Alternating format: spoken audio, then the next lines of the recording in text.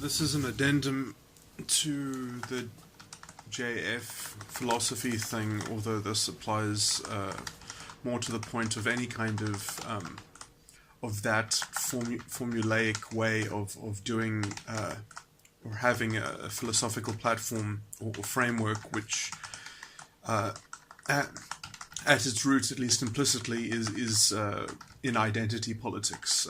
It's the same kind of because all identity politics requires some kind of materialist reduction, which usually bases itself in some kind of racial realism or ethnic, truth to ground itself or whatever. But a mark of any of this kind of philosophy, any kind of identity politics, which grounds the truth of the world in some kind of system that the identity is the kind of root and the root of it, but also the kind of semantic matrix. So the identity has a kind of semantic matrix laden within it, and so you can just kind of plot yourself into that, sub-universe, which the ethno-nationalists or whatever, or people like JF will just say, well, the genes are the door to that, and then basically all the identity politics people essentially believe the same type of thing, just they wouldn't, let's say, phrase it like that. They would just say, I have my radical self-love of my identity inside of me, or something like that. It'll be slightly more pseudo-religious in an overt way. But anyway, so all of this thinking, I was thinking that there was a general critique which I heard echoed from a few different people, including Roger Scruton, which was just a little quip. Let's just say that these people are all irresponsible because they, especially the kind of the more base identity, because they don't offer any grounding, that they all believe in some level of accumulation through subtraction.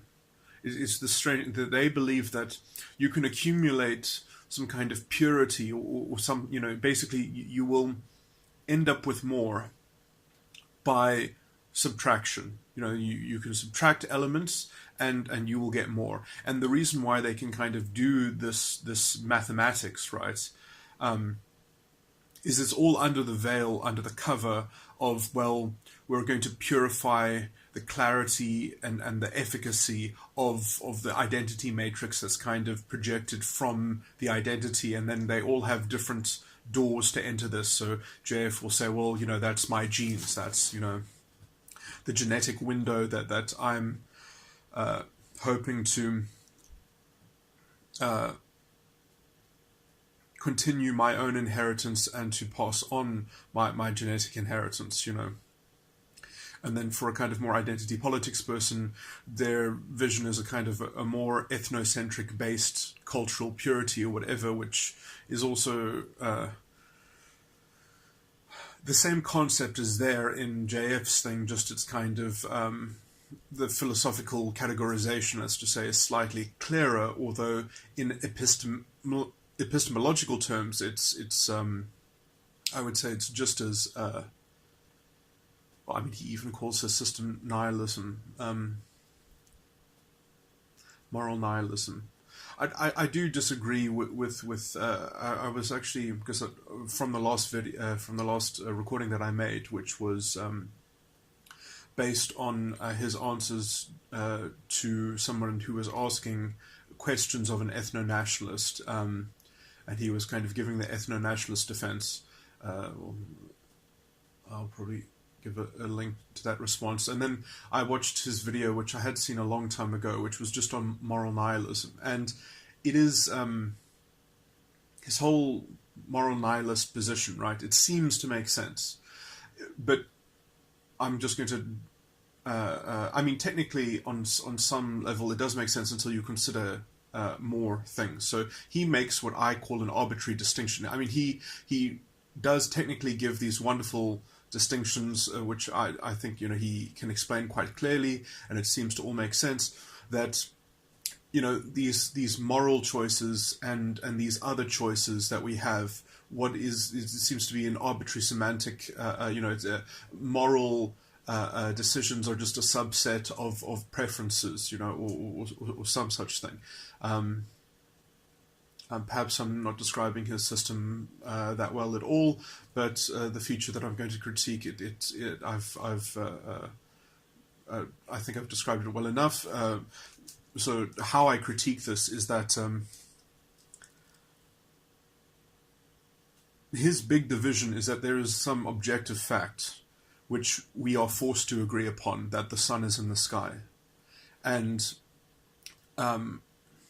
now, and then there are moral decisions which we can basically infinitely or eternally we can never force ourselves to agree upon them. Now, to me, this distinction is itself arbitrary. And I would say that it's the material fact that he says that we're forced to agree on. This is a fake kind of agreement. And I guess he can say, well, you can choose to be delusional or some such thing. And already he is saying that reality itself, physical reality, whatever you want to call it, is, first of all, he's presuming that it has deterministic features, and that those deterministic features are agents or subject to them. And there's a whole kind of presumption built into this about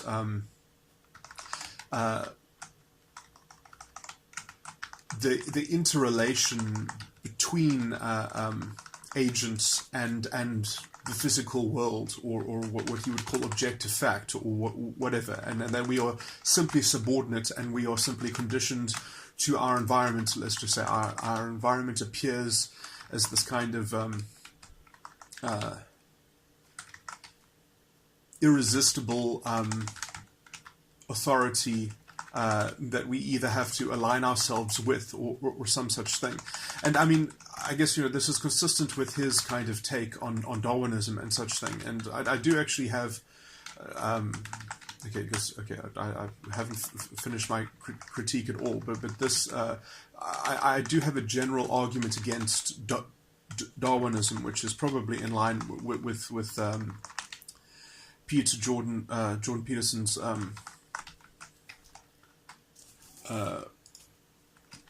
or with some of what he has said, in also the Sam Harris thing, of how the well, so my particular critique of because Jordan Peterson's criticism, he just kind of illustrates it as he just goes with it and shows that it becomes absurd. I think I can state it as a positive criticism of Darwinism is that the theory of evolution is kind of like a catch-all thing, so in terms of the truth. So you could say that you can make a kind of table-thumped blanket statement that whatever thing operates that causes evolution, so the cause of evolution, Darwin's theory is at least an approximation of it, is some kind of approximation of it. My argument is that it's not a valid approximation. It is some kind of approximation, but it is essentially an incorrect one. But statistically, and science can only work with statistical correlation, it's a good enough reduction. But that essentially is useless. It doesn't matter. And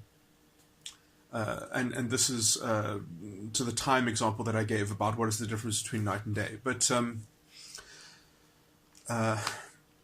whatever the actual causative operation of what drives evolution is, right? How that actually operates,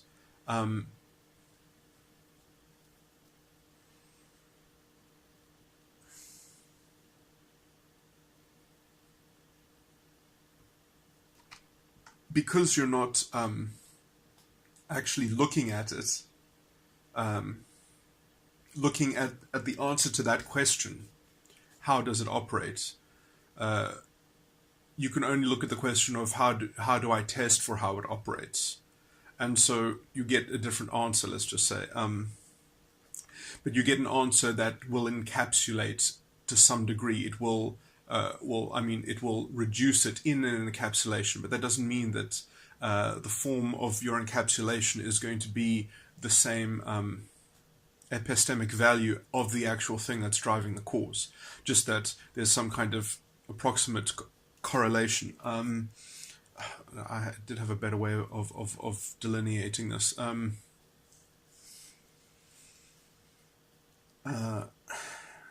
I'll find it in a bit.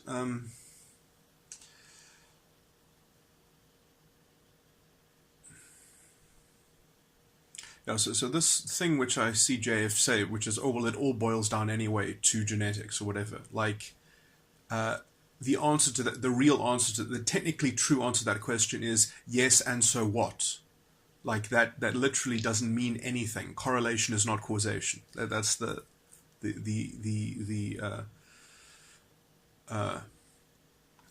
overt kind of response to this, but there is a way of illustrating more precisely how the actual thing that is causing evolution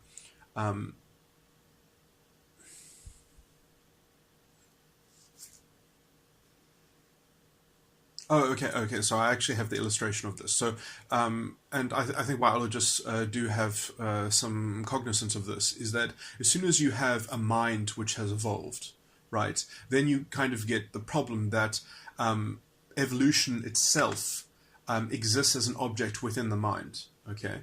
And therefore the mind and you could call it the innate structure of the mind, or whatever the operative characteristics of mind or consciousness or whatever is, that actually has the power to overcome whatever the operative descriptions of evolution are in terms of its deterministic, I always forget these things, how I would summarize evolution, I'm going to forget my summary, is that what it's the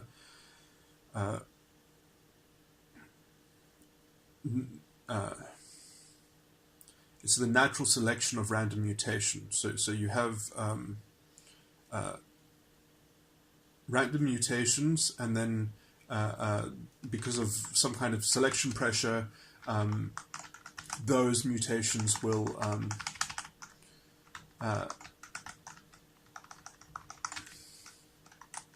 be tested, and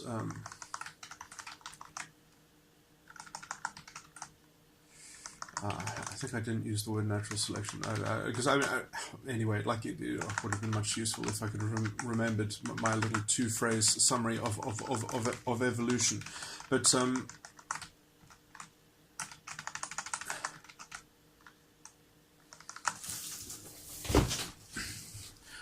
it's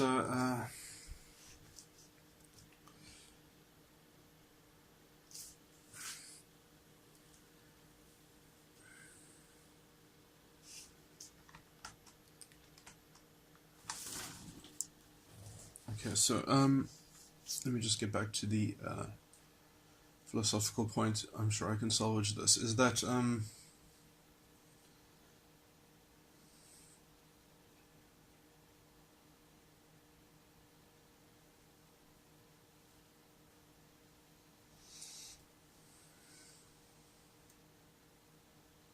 okay? So how I would criticize the theory of evolution as being descriptive of a cause, or the process of cause, or whatever, and rather just some kind of approximate correlation which kind of disguises and even obscures ever being able to find the operative features of what is happening.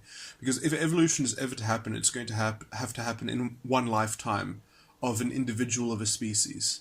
Otherwise it doesn't happen at all. If it cannot operate in one lifetime, how can it find its expression through instantiation? And so already, if you want to kind of turn it into evolution doesn't occur upon individuals of the species, it occurs to the relative to the species itself. It only operates upon statistical entities, which itself, like already you've just invented a field of knowledge which is so disembodied and abstracted to the extent that it is literally some form of inhuman accounting system, which only if we were hypothetical philosophical beings, and this is in fact what JF has kind of intellectually built himself up to be, so he's thinking about himself from beyond himself, and that is kind of the thing that also helps him propagate his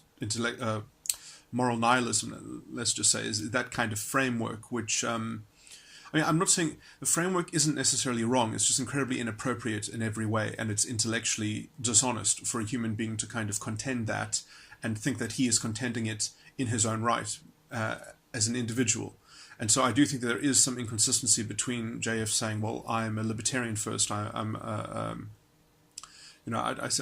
see myself as this kind of, but when I do philosophy, then I pick up this disembodied pagan skyfather version of the cosmos. I'm going to be the kind of God figure that's a kind of hidden scientist that has complete inaccessible. So I'm going to be this moral God scientist.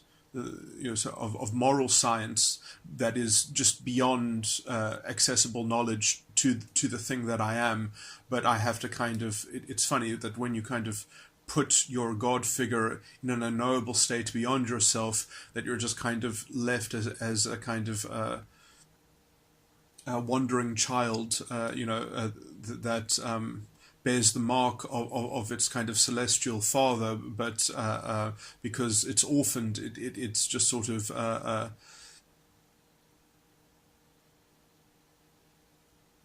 has to make itself the best moral scientist that it can, but not ever call itself recognize that it's doing morality. So it's this kind of self-ignorance, self-imposed darkness, and this intellectually would be described probably in the scriptures by loving the darkness, loving that the form of veiling I can know and I am to yourself even, at least in certain fields of knowledge. Okay, that's quite elaborate, but let me stay close to the topics which I opened, which was that okay, so I was going to illustrate it through evolution. The problem with evolution is that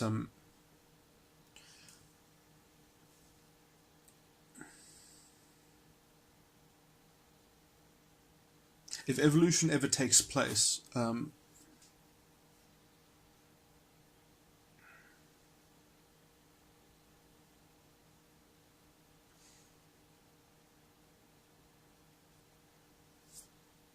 I already discussed this in such a way that I don't want to make my original point, but I've lost the speaking points probably to make it just succinctly. But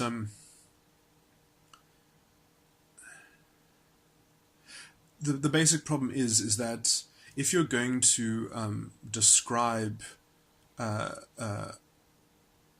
what is being tested by natural selection as random mutation, well, fuck, that's too easy. I mean, everything can be described as a random mutation. I mean, random relative to the fuck what? If it's not contextualized by human purpose, if it's not and this is my point, is that the mind already has to surrender to this title of random mutation.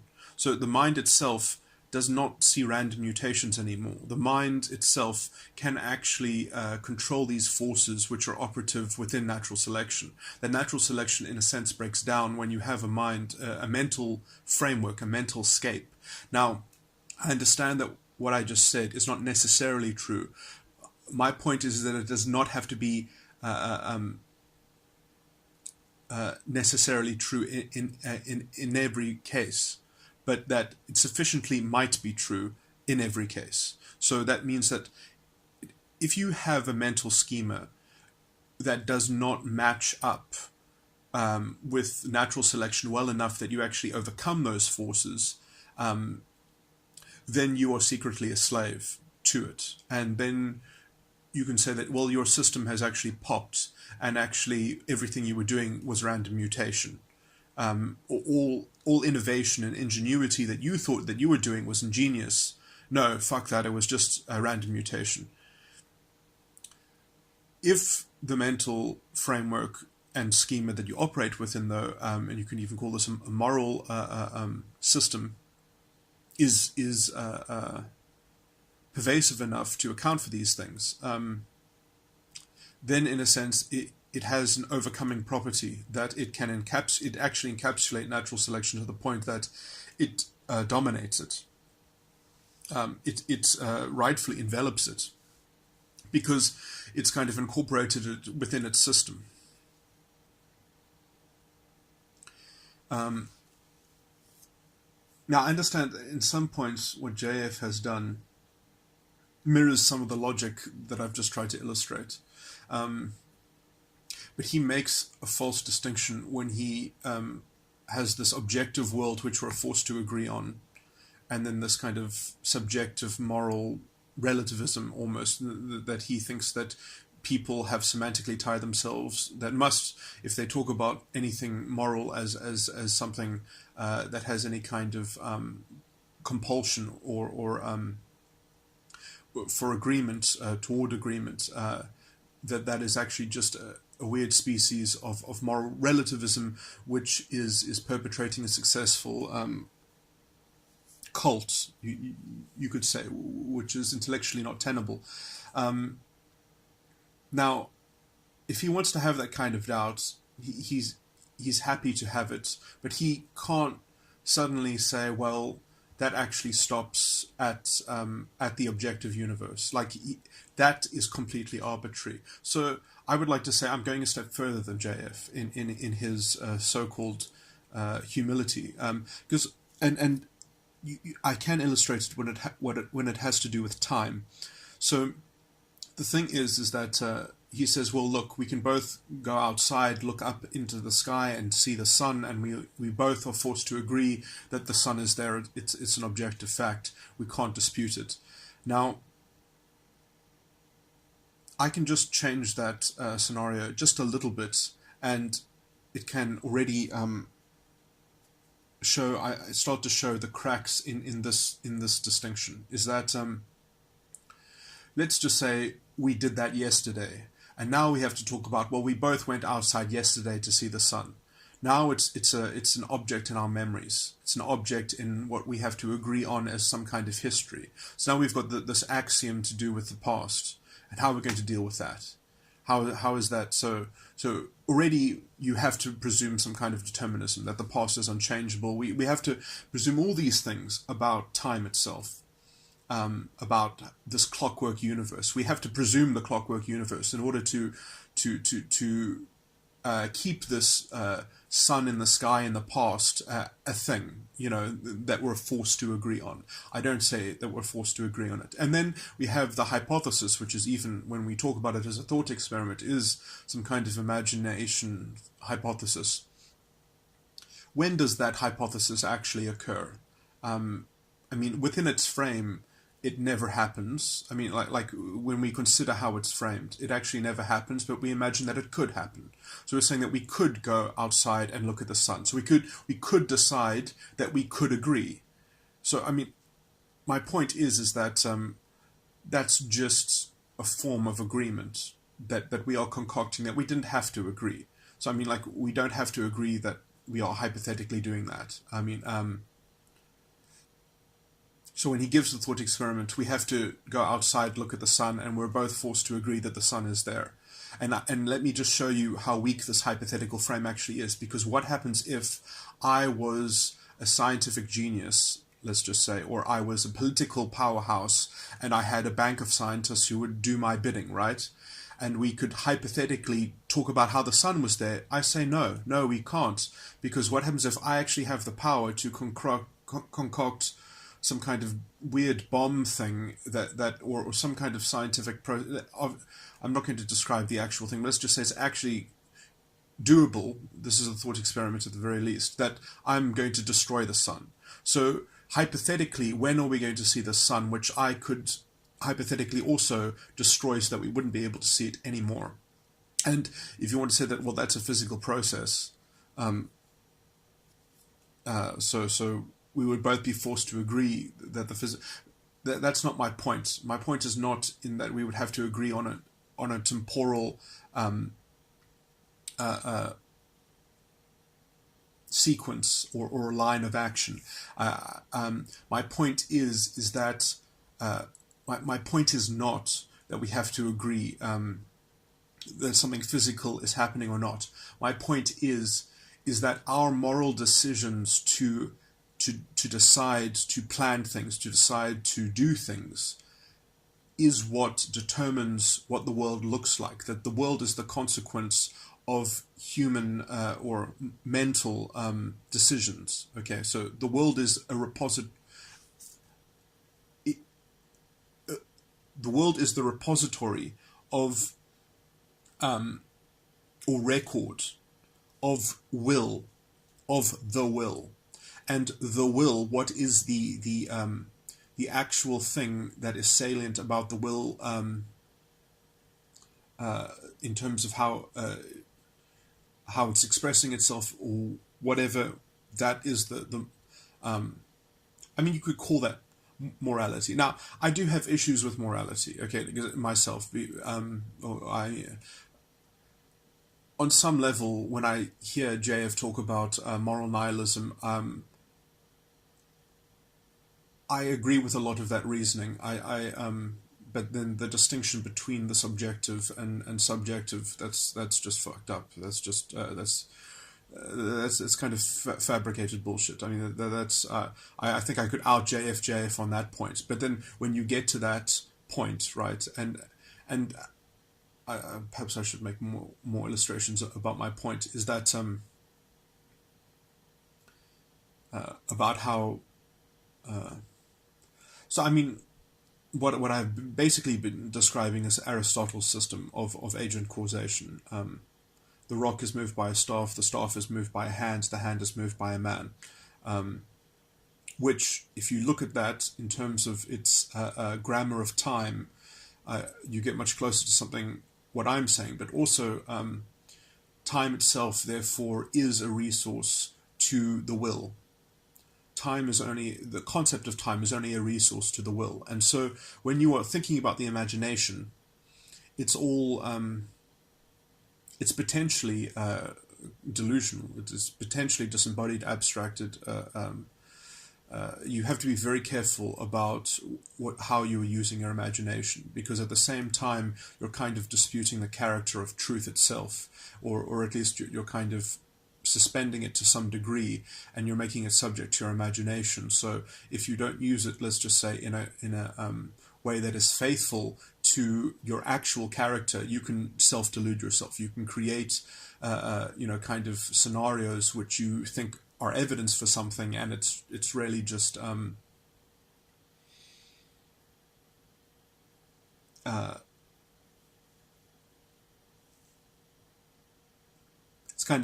it's an exercise in its own ludicrous frivolity in some sense, and let me just think of how to ideologically describe this. So I mean, that little criticism that I just stated, because I understand I just described it as a kind of rant and a kind of attack on character. So it seems like just an ad hominem.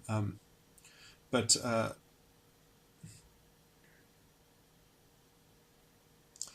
it implicitly involves always what I would call epistemological pluralism, which is that you just kind of have, well, these islands or bubbles of truth, which you have to just kind of find yourself within one, and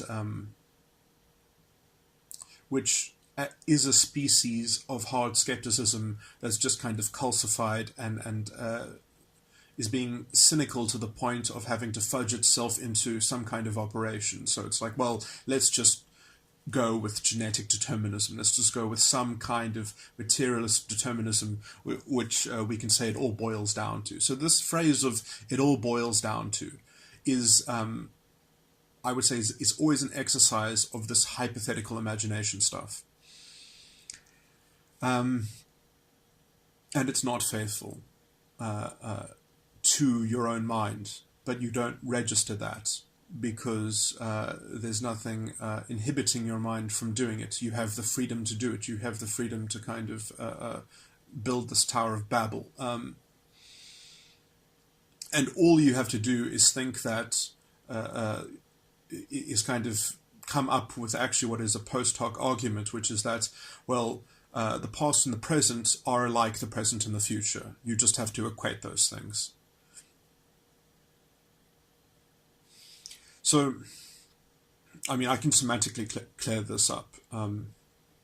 Is that the future is literally the concept or the notion of the future. It's just a device of language, how we decide to negotiate about the will on some level, on some kind of, you could say, slightly abstract level, or the potential to be abstract, or the potential to be dangerous in how it deviates from character, the character of being faithful to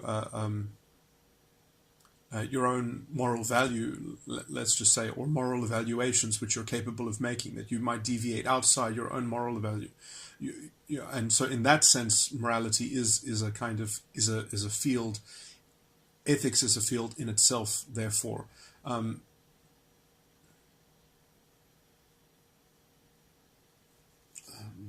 was another point to that, but and the past is just a resource which is not even stably accessible to the will, because the will can have different relationships with the past, or the resource of the past. So the past itself is never a static thing. Quantum mechanics even kind of deals with this. The past is an unfolding thing. And so the thing that is unfolding the past is the present, and how it unfolds the past, let's just say, is something that can is not something that's constrained, really. I mean, it might seem constrained, and then 3-4 steps later, that constraint becomes contextualized or recontextualized. So the point is that the past itself is not even stable. Okay. The only thing that's stable about the past is that it always presents itself as some kind of resource to the will. And it's always steps away from being able to be accessed in a more robust way, just because we haven't ventured into all those things, right? So for JF to philosophically hold, time travel has to not be a thing ever. It's like, that's just heresy. You can't even think about it. It's not going to.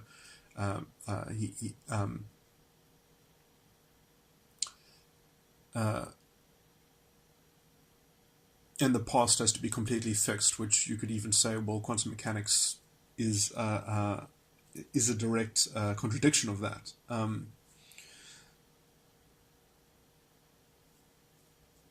I mean, the past, and I mean, the greatest evidence of this is that the past is not finished. The past hasn't finished happening, and it almost, it never finishes happening.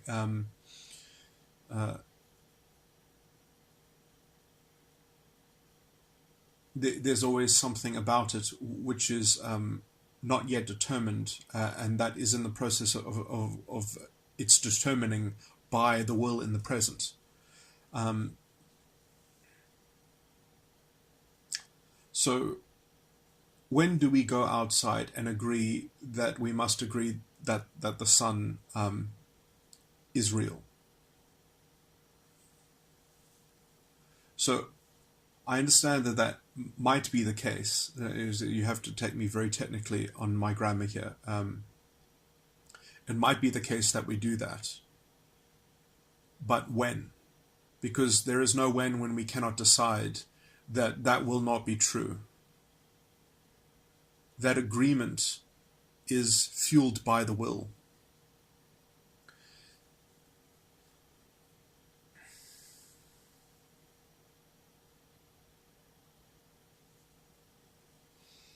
I didn't even think about relating this to Nietzsche at all,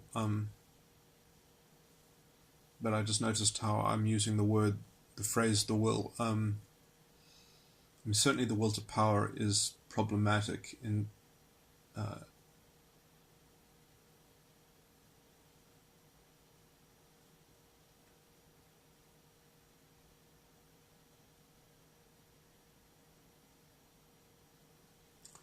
because it's more of the character of the will to the character of the will has supreme power, but that character is what is truth. That character is what is God. That is the spirit of truth.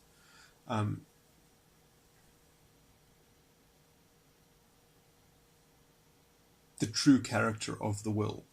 I mean, in instantiated form, though, the character of the will, you could say, is undermined by the spirit of man, which is this kind of, well, let's just be conditioned, that we are forced to agree that the sun is there.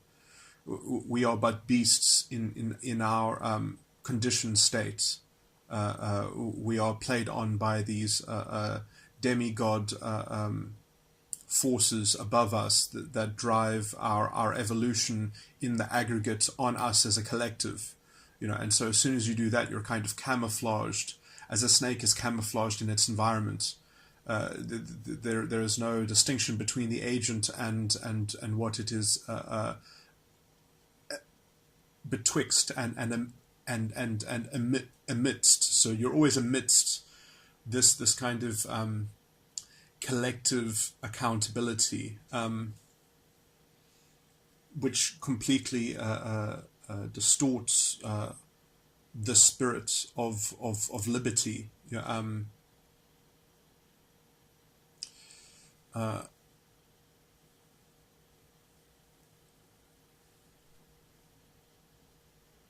And so I would say that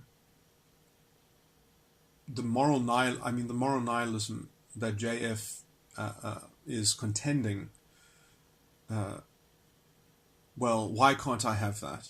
Why can't I have that? I can't have that because of your, what I would say, arbitrary distinction between this objective fact of the physical realm, which somehow you're going to say, well, that is factual, that is true, and everything else is not true.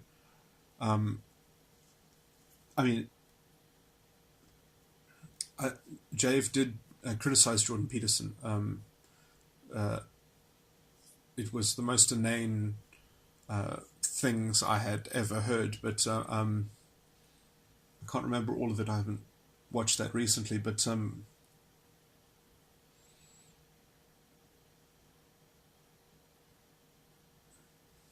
it must be the other way around. Without this kind of epistemic value from morality, how do you ground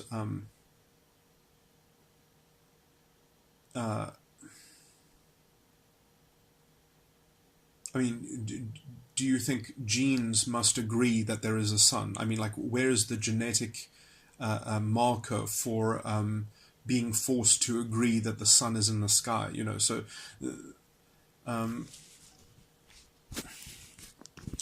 and I came up with this kind of joke criticism of JF. I want to read it, which is, on some level I was thinking, oh, this is maybe even quite a nice little novel way of debating people, or at least critiquing their platform by literally putting words in their mouth and therefore making them go through your indictment of their position, either explaining why you haven't gotten their position, or they are just going to rework it with different semantics. But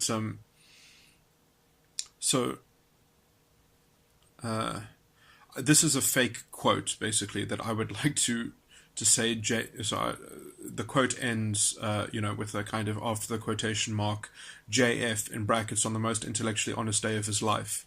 So it's meant to be a joke, obviously. It's like, but I think it's a summary of his position. And it's meant to illustrate the absurdity of his position. So this is what I have him saying. Philosophy is part of a cultural strategy for getting to continue and pass on genetic inheritance. Because we don't know, and so we boil it down to statistics, semicolon. So our philosophy will rely on a reduction to a materialism of genetic essentialism, and we can stop worrying about not knowing all the things which statistics won't conveniently identify as useful for my ethno-nationalist bandwagon to rely on as dogma. Because we don't know, and so we boil it down to statistics. in brackets, while also presuming that the description of all phenomenon validly reduces to a table-thumb genetic essentialism, taken as the operative cause and explanation of the statistical reality, that we will just conflate with any notion of truth, reality, or claim of highest authority with regard to the human experience or condition.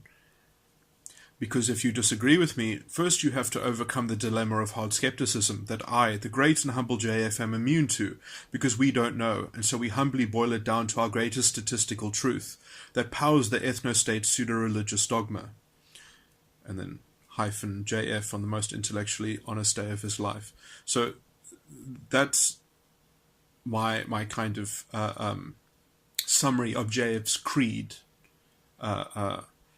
And I mean, I like that he kind of exists, because I think that philosophically he's gotten these arguments to the point at which at least they're accessible for me to